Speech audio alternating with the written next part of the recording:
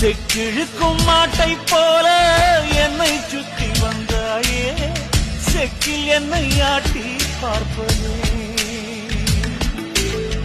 நீ எறும்ப கொன்னா கூட பாவமுன்னு சொன்னாயே, என்னை கொன்னு மண்ணில் புதைப்பதே.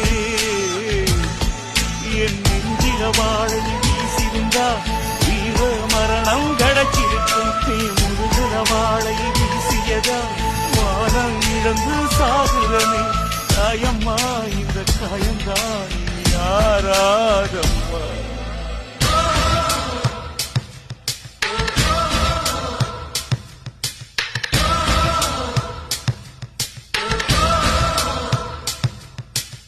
ஊரூரா போகிற மேக கூட்டமே, என் பைங்களி போக